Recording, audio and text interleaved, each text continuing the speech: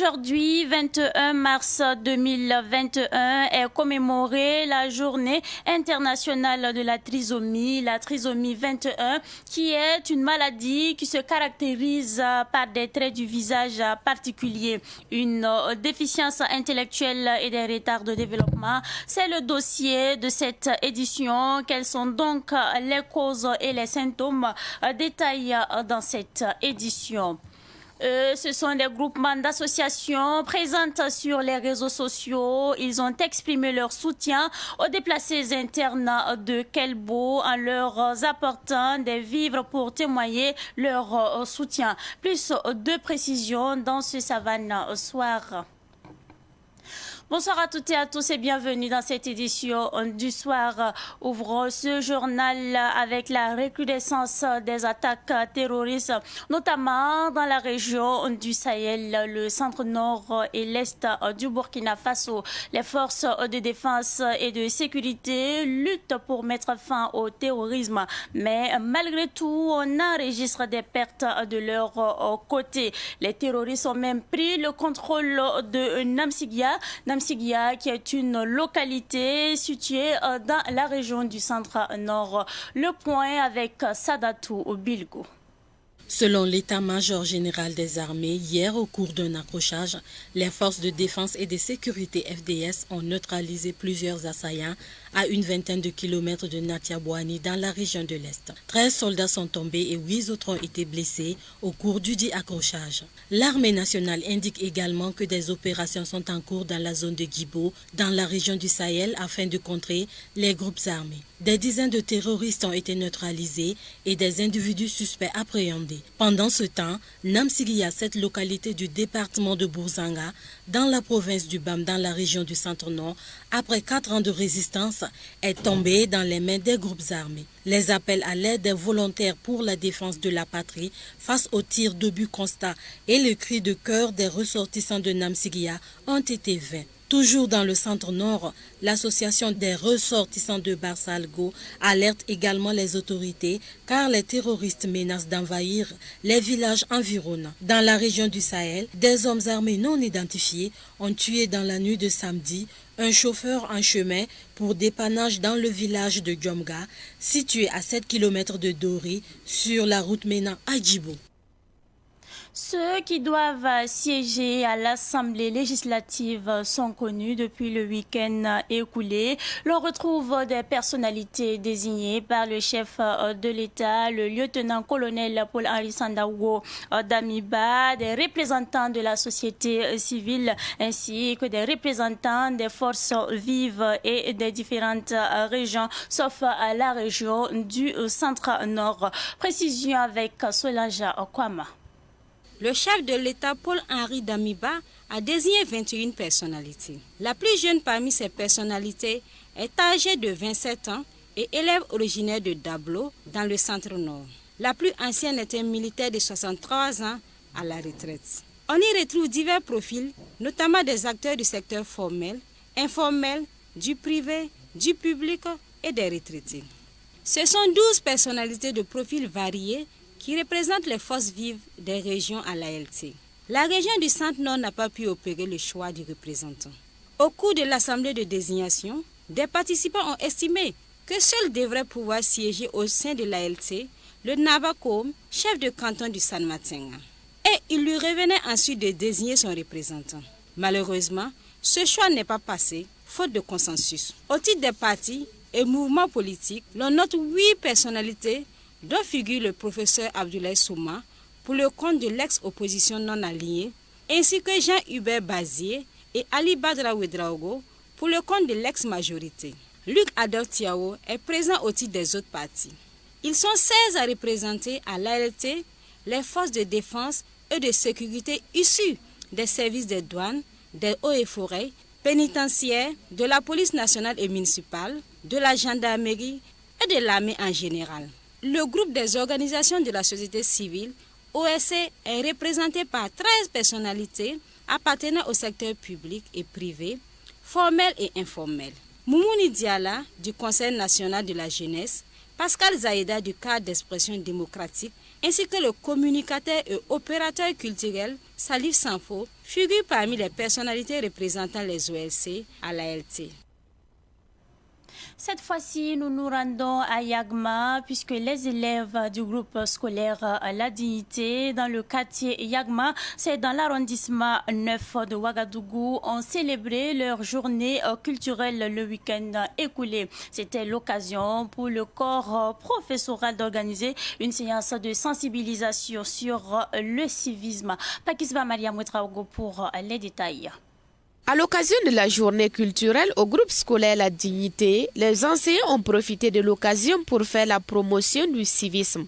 Cette journée, c'est une journée de civisme qu'on a organisée au profit des élèves du lycée pour nous, à notre façon de participer à leur journée culturelle et aussi faire la promotion des bonnes mœurs.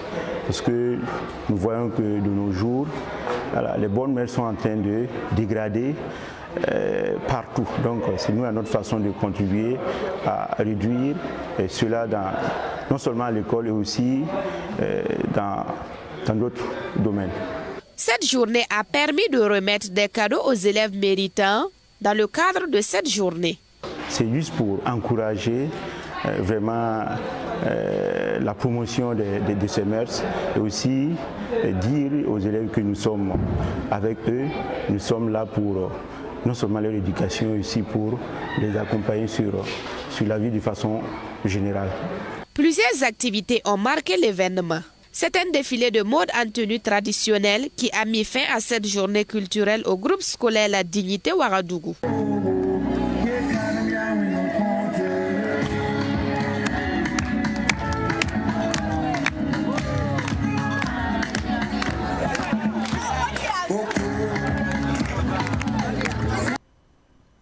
Au moins 60 associations qui existent sur les réseaux sociaux sont allées soutenir les déplacés internes de Kelbo, basés dans la ville de Kaya, dans la région du Centre-Nord. Les responsables de ces associations ont apporté 25 kg de riz à 80 déplacés internes. La remise a eu lieu à Kaya en présence de notre reporter Abdoulaye Kinda.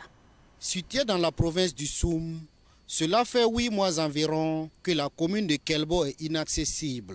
Pour cause, les groupes armés ont encerclé cette localité. Les installations de téléphonie mobile sont détruites dans la zone. Seules les femmes peuvent quitter Kelbo pour d'autres localités selon les témoignages des déplacés résidant à Kaya.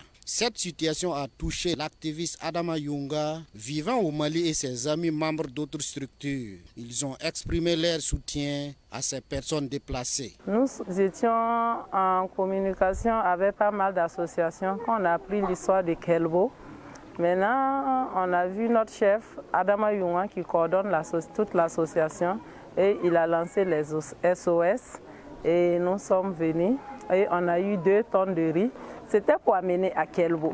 Mais vu la situation présentement, qu'on ne peut pas arriver à Kelbo, on a décidé de donner aux déplacés de Kelbo qui sont résidés à Kaya. Ils étaient 80 déplacés qui ont fui de la commune de Kelbo à bénéficier du don. Les bénéficiaires ont manifesté leur joie et plaidé pour leur retour dans leur localité d'origine. Même son de cloche pour les donateurs. Nous implorons nos autorités, les nouveaux hommes forts du Burkina, vraiment, que nous sommes derrière eux et qu'eux aussi se lèvent et voient comment ils vont éradiquer l'insécurité au Burkina Faso. Donc nous voulons vraiment la paix. Nous voulons que nos mamans, nos enfants, nos papas, nos sœurs retournent dans les localités d'ici les jours à venir. Ce regroupement d'associations sur les réseaux sociaux ne compte pas s'arrêter là. Il poursuit sa campagne de collecte de fonds pour soutenir d'autres déplacés internes. Les membres de ces différentes structures résident en Côte d'Ivoire, au Ghana, au Mali et au Burkina Faso. Nous restons dans l'élan de solidarité et cette fois-ci, nous rendons à Rapadma. Rapadma, qui est une commune rurale située dans le département de Moctedo, province du Ganzourgou, dans le plateau central. Le cheikh Saïdou Kaboré a remis des pagnes et des voiles aux femmes et jeunes filles de Rapadma. Pakisba Mariam Ouetraogo. Comme à l'accoutumée, le cheikh Saïdou Kaboré natif du village de Rapadma, a organisé une prière collective pour le retour de la paix au Burkina Faso. Actuellement que la situation traverse notre pays, il faut que tout le monde unisse pour une vision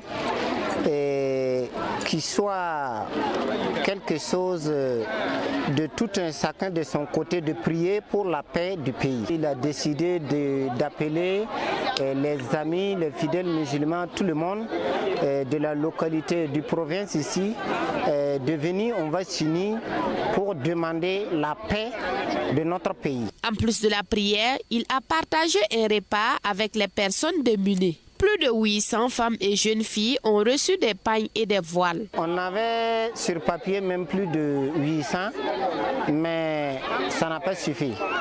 Et actuellement, il a lancé une commande pour satisfaire le reste des femmes et des filles. Zalissa Singh Beogo, une bénéficiaire, est contente. Aujourd'hui, moi, je suis contente parce qu'il y a beaucoup de gens qui sont venus. Les gens aussi sont contents. Ils ont venu manger, boire et puis ils ont leur donné leurs cadeaux. Le CEC a donné les pains à toutes les femmes du village et des voiles à toutes les jeunes filles du village. Moi aussi j'en ai reçu, j'ai dit merci à l'OCEC. Le souhait du chèque est d'avoir plus de moyens pour redonner le sourire aux mamans, femmes et filles de Rapadma chaque année. Venons-en au grand format de cette édition consacrée à la journée mondiale de la trisomie 21. La trisomie 21 est une maladie qui existe au Burkina Faso, mais qui est très peu connue. Comment donc se manifeste la trisomie 21? Quelles en sont les causes et comment y remédier? Les réponses avec Clara Sou et Pakisba Mariam Ouitraogo.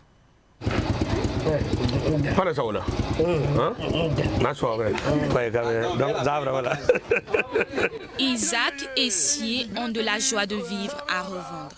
Difficile de ne pas être touché par ces deux adolescents, mais aussi difficile de ne pas se rendre compte qu'ils sont différents des enfants de leur âge. Isaac et Sié souffrent de trisomie 21. Mais qu'est-ce que la trisomie 21? Je n'ai jamais entendu parler de la trisomie 21. Non, je ne connais pas la maladie de la trisomie 21. En fait, j'ai déjà vu un enfant encéphalopathe, mais je ne connais pas. Je ne peux pas mieux expliquer. J'ai déjà croisé des enfants qui ont cette maladie, mais je ne connais pas grand-chose à dire. La trisomie 21, une maladie génétique rare, mais connue du citoyen lambda au Burkina Faso. Cette pathologie est pourtant présente et prégnante dans la société, même s'il n'existe pas encore de statistiques précises sur le nombre de personnes atteintes de trisomie 21 dans le pays. En principe, une personne naît avec 23 paires de chromosomes, donc 46 chromosomes au total. Sur cet ensemble-là, il y a une partie qui est transmise par le père et l'autre partie qui est transmise par la maman. Donc, il y a des fois où de façon accidentelle, il se trouve que le chromosome 21 ne vient pas en 2 paires, mais vient en 3. Donc, c'est en ce moment qu'on parle du chromosome 21. Donc, on se trouve avec les autres chromosomes qui sont en paire de 2 et le 21 qui se trouve en 3 chromosomes. On parle de trisomie 21 en ce moment. Il n'y a pas par exemple plus de trisomiques dans notre pays que par exemple en Suisse ou ailleurs. Donc vous avez une prévalence globale de 1 sur 700 naissances. Mais l'autre côté, c'est que la prévalence évolue avec l'âge de la mère. Donc une mère plus jeune, par exemple de 20 ans, dans ce groupe d'âge-là, on va avoir un enfant trisomique sur à peu près 1500 naissances.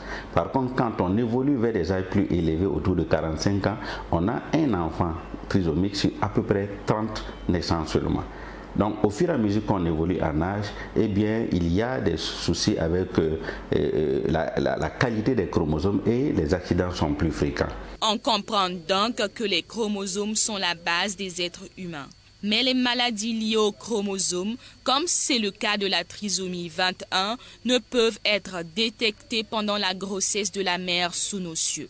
Les types d'examens disponibles sur place se révèlent être insuffisants. C'est donc après la naissance que les parents constatent que quelque chose ne va pas avec leur enfant. Sous d'autres cieux, c'est même la règle de faire ce qu'on appelle une amniosynthèse qui permet de diagnostiquer la trisomie 21 à l'avant. Donc dans ces milieux-là, et lorsque c'est détecté, une grande partie en tout cas, ça donne à l'interruption médicalisée de la grossesse. Et d'autres, bien sûr, préfèrent continuer la grossesse et prendre en charge l'enfant en l'entourant de tout l'amour qu'il faut. Mais dans nos contextes, c'est habituellement à la naissance qu'on se rend compte qu'un enfant est trisomique. Cliniquement, quand on a une trisomie 21, déjà les parents commencent à se rendre compte qu'il y a un problème et souvent c'est devant ça qu'ils amènent les enfants en consultation. Vous avez un enfant qui a un retard à la marche. Au lieu de marcher à peu près à 9, 10, 11 mois comme les autres, on arrive à 2 ans pour certains qui ne marchent pas. Donc parfois les parents viennent en consultation pour ce retard-là. Il y a également le retard au langage qui est observé.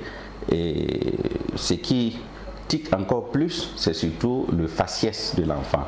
Donc le visage de l'enfant peut en tout cas orienter justement vers la consultation. De l'amour, les enfants trisomiques en ont fortement besoin pour aspirer à l'autonomie. Isaac, lui, a eu cette chance.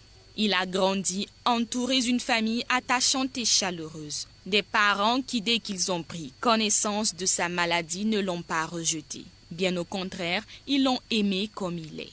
Moi, j'ai quitté ici avec lui au dos. Des fois, les gens m'insultaient. On a eu des voisins, même des voisines plutôt qui m'ont dit que quand moi je vais avoir mon premier enfant, il sera comme Isaac. Au vu de son comportement envers moi, comme il est trop collé à moi, les gens parlent, vous regardez. Même les enfants du quartier le battaient même. Puisqu'il est comme ça, il ne savait pas se défendre. Du fait que vous êtes là, les enfants même qui n'ont pas son âge le frappent, ils pleurent. Les gens l'appelaient l'enfant serpent. Vous entendez tout de gauche à droite. Il fait sa lessive même lui-même, sa vaisselle je vais dire. Et même quand papa est là, il peut souvent même demander de déposer l'eau pour toi. Quand un étranger vient ici, il est le premier même à servir à boire. Donc en fait, avec tout ça là, il y a l'évolution et ça nous donne la joie. Malheureusement, ils sont nombreux ces enfants qui n'ont pas eu la chance de Isaac. Des enfants rejetés par leurs parents à cause de leurs différences. Face à cette injustice, il y a des personnes de bonne volonté qui sont touchées par cette stigmatisation et elles décident d'agir en faveur des enfants déficients. Une aide qui a pour objectif de prouver à la société que tout est possible. Un enfant porteur de la trisomie 21 avec un accompagnement adapté peut faire de grands progrès. Parler, aller à l'école, passer des examens. C'est le cas du Centre d'éveil pour enfants autistes et déficients intellectuels d'âge précoce. Un centre qui a été pensé et créé par une association de psychologues. Actuellement, on a un enfant qui fait la 5e. Voilà, il y a un qui vient d'avoir le CP. Et ce que je vous dis, c'est ce qu'on a sous la main ici. Et ceux qui ne sont plus ici. On a suivi un enfant qui fait la mécanique. Et on a beaucoup, tu parviens maintenant réellement à s'intégrer. Et il y a beaucoup actuellement, même quand tu essaies de faire un feedback de 10 ans derrière, tu vois le visage des parents et que tu vois maintenant, on sent maintenant que le visage des parents donne une lueur d'espoir. Donc c'est déjà bon. Mais je dis, il ne suffit pas aussi que la plupart des parents vont voir ce que nous on va dire sur les médias pour se dire que non, c'est un travail. C'est un sacrifice, c'est un don de soi.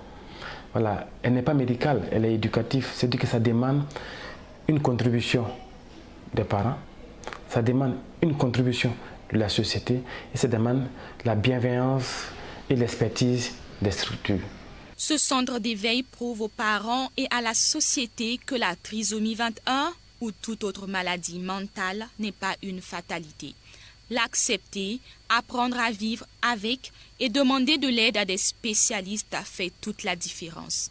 Et faire la différence avec les enfants trisomiques afin de leur permettre d'apprendre un métier est le leitmotiv de Bourema Compaoré.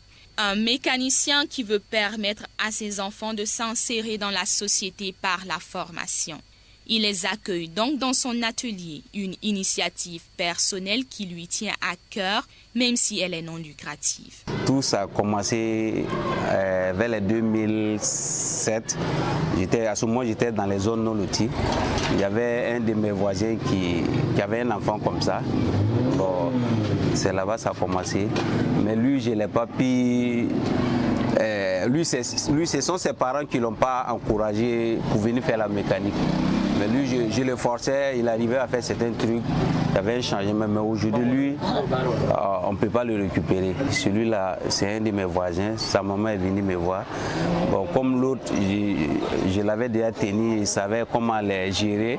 Les gars, ils mangent beaucoup, il faut les flatter. C'était pas facile. Donc un peu, lui, ça commence à aller un peu. Voilà, donc le deuxième est venu. Après ça, il y avait d'autres, mais je n'ai pas pu les gérer parce que c'est les gars, ils mangent beaucoup. Donc moi, c'est ce que j'ai fait là, qu'on mange dans ça. Personnel, le quartier est témoin, on a vu l'arrivée des cieux, et c'était pas facile. Ouais, c'est lui là, si tu lui donnais un vélo, même il pleurait. Tu lui donnes même une moto, même d'attraper, il pleure. Il dit, ah, Jésus, lui va mourir. Donc les gens riaient. Aujourd'hui, je les envoie partout. Aujourd'hui, il peut démonter un capot. Le deuxième, ça va. Lui, il ne pouvait même pas balayer un coin. Plus que souvent, c'est à la maison. Souvent, quand il y a des parents, quand ils ont ce genre d'enfants, ils se disent qu'ils sont comme ça, ils les laissent comme ça. Alors, pourtant, ils peuvent changer. Aujourd'hui, je n'ai pas d'autres enfants. Je ne veux même pas d'autres enfants. Isaac et Sie ont bien de la chance. Une chance dont ont besoin bon nombre d'enfants. Vraiment, je compte à les garder. Je compte à aller loin avec eux. Je gagne un coin pour m'installer, quoi.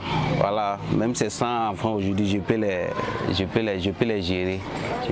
Parce que lui m'a formé. C'est aussi lui m'a formé. Même si Isaac et Sie ont fait beaucoup de progrès depuis qu'ils sont coachés par leurs formateurs, ils ont toujours du mal à se faire comprendre par tous. Papa, c'est.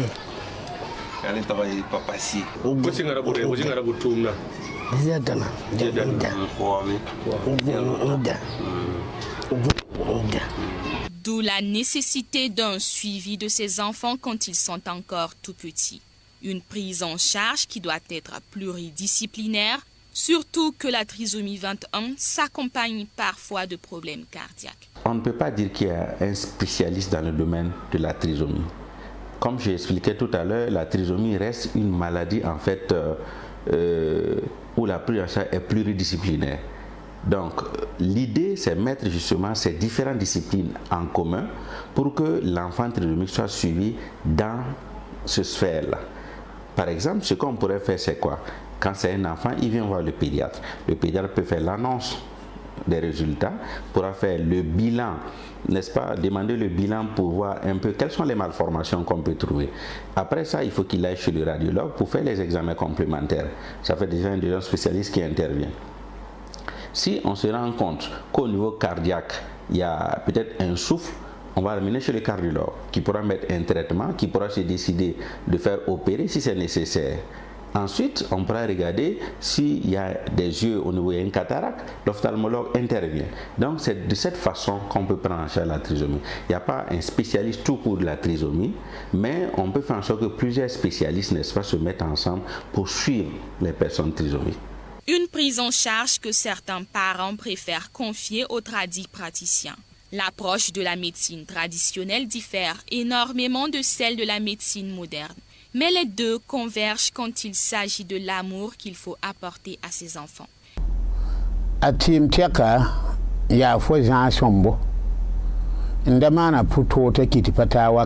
meilleure des solutions, c'est d'être attentionné et de veiller constamment aux soins du malade. L'absence de soins et le manque d'affection peuvent causer le décès de la mère ou du père de l'enfant. Cette maladie peut s'expliquer à travers certaines mauvaises attitudes de la mère. C'est l'exemple pour la femme enceinte ou non, qui dort à l'air libre, à la belle étoile jusqu'à l'aube. C'est pareil pour celles qui se reposent sous des arbres comme le Balanites soudatier du désert, ainsi que l'ébénier d'Afrique, appelé Gaka ou Kalao en langue nationale. Lorsque l'enfant présente une langue et des jambes difformes, avec une incapacité à marcher, il est considéré comme un enfant serpent.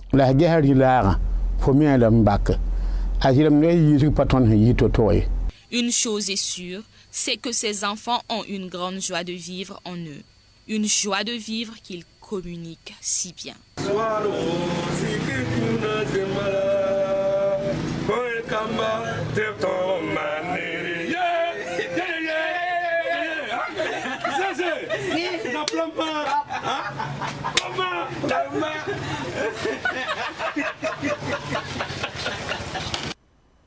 C'est terminé pour la 19e édition du cross de l'association Beobiga. Cette 19e édition a connu la participation de 1200 athlètes. Ils ont parcouru entre 3 et 5 kilomètres.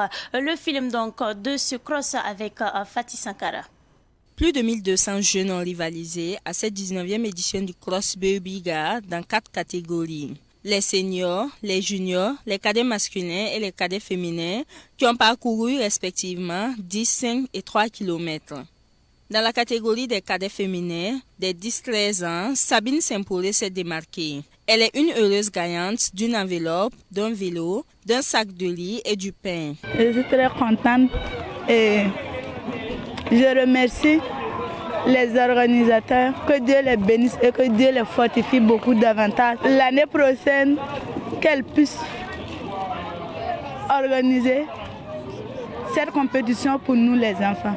Ce 19e cross populaire de l'association Beobiga s'est bien déroulé dans l'ensemble. Mais l'initiatrice affirme qu'elle souhaite une plus grande mobilisation des partenaires pour les prochaines éditions. Ça s'est très bien passé. Franchement dit, je suis très contente. Très contente. Les partenaires me soutiennent selon leurs moyens et voilà, je veux que vraiment les prochaines éditions, là, qu'il y ait vraiment une tribune pour que les autorités soient vraiment au-dessus, en haut, parce qu'ils sont tout le temps dans la poussière. Le directeur du Centre de développement de la jeunesse et des sports de la CEDEAO, le parrain depuis un bon moment, est resté dans sa même dynamique. Soutenir le cross Beobiga.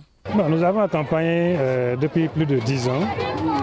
Nous allons continuer à soutenir toute activité qui participe à la réalisation de notre objectif. Nous voulons profiter de l'occasion pour saluer tous les sponsors, tous ceux qui ont accompagné l'activité et l'association jusqu'aujourd'hui. Et nous recommandons cette activité à d'autres sponsors aussi. Comme vous l'avez remarqué, il y a aujourd'hui beaucoup plus de sponsors qu'il y a peut-être 2, 3, 4 années passées. Nous pensons que oui, nous allons continuer à soutenir toute activité dans ce domaine. Rendez-vous est pris pour la 20e édition du Cross Beobiga en 2023. L'ancien premier ministre malien Soumaïlou Boubèye Maïga, incarcéré depuis le 26 août 2021, est décédé aujourd'hui à Bamako. Soumaïlou Boubèye Maïga a été accusé de malversation financière dans l'achat d'un avion présidentiel pour plus de 20 milliards de francs CFA au moment où il était le ministre de la Défense.